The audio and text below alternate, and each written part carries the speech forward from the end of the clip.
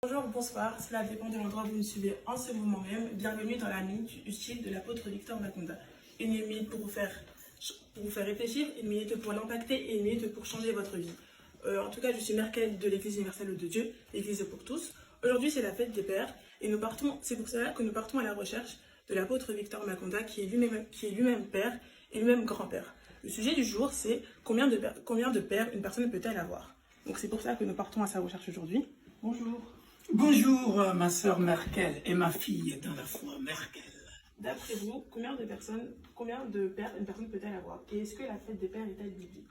La fête de père est biblique. Aujourd'hui, bien aimés dans le Seigneur, la fête de père est biblique tout simplement pour la simple raison, la Bible dit dans Exode chapitre 20, « Honore ton père ». Il y a le verbe « honorer ». Honore ton père et ta mère pour que tu vives longtemps sur terre. C'est une bénédiction. Voilà pourquoi c'est un conseil que je vous donne à tous mes enfants spirituels et à tous mes enfants biologiques et à tous mes grands-enfants spirituels, mes petits-enfants spirituels et biologiques, qu'il faut honorer le papa si vous voulez vivre longtemps sur terre. Alors, il y a un problème. Je dois parler aussi de combien de sortes de papas qu'on peut avoir. Il y a Dieu le Père qui est le Créateur. Voilà pourquoi la Bible dit « Notre Père qui est aux cieux ». C'est ce Père-là que je vous montre, alléluia, pour que vous sachiez qu'il n'y aura jamais deux Pères créateurs. Il y a un seul Père créateur, le Créateur des cieux et de la terre. Alléluia. Après, nous avons le Père biologique. C'est lui qui t'a engendré. Tu dois l'honorer. Tu dois aussi honorer les créateurs. Alléluia. Et puis, il y a, comme je l'ai dit, je suis votre Père spirituel. C'est lui qui te montre le chemin. Parce que tu es né, tu ne connais pas la parole de Dieu. Il y a quelqu'un qui t'apprend la parole de Dieu, qui te fait connaître le Père créateur. Alléluia. Celui-là, on l'appelle le Père spirituel. Et puis, nous avons aussi le Père adoptif. Pourquoi nous avons le Père adoptif? Parce que nous, dans notre culture, bien aimé dans le Seigneur, le Père de mon ami devient aussi mon Père.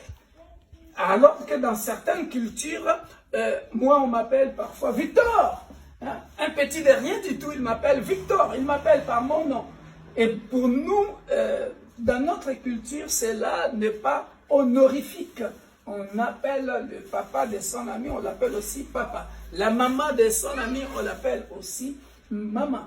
Alléluia. Ça, c'est très important à savoir. Par contre, la Bible dit ceci. N'appelle dans Matthieu chapitre 23, verset 9, que personne n'appelle quelqu'un d'autre père. Hein? C'est-à-dire, il ne faut pas considérer ton père biologique ou ton père spirituel au même pied d'égalité que Dieu le Père. Ça, c'est très important. Et puis, le dernier conseil, nous allons terminer par là. Il faut que, bien aimé dans le Seigneur, vous sachiez, il ne faut jamais faire la bêtise de Sem. Dans Genèse chapitre 9, versets 18 à 25, Noé avait 3 fils, Sem, Cham et Japheth. Et il y a Sem qui avait vu la nudité de son père et il est parti en parler aux 2 autres frères. Il ne faut jamais faire ça.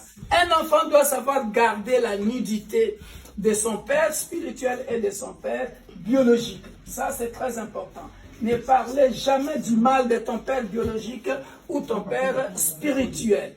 Sinon, tu vas t'attirer de malédiction. Il faut cacher la nudité. Que ton père soit fou, sorcier, il faut aimer ton père et cacher sa nudité. C'était votre humble serviteur, l'apôtre Victor Maconda de l'Église universelle de Dieu, l'Église pour tous. Je pense que les enfants, vous avez compris ces conseils de père. Soyez bénis. Soyez bénis. Au revoir. Nous vous aimons.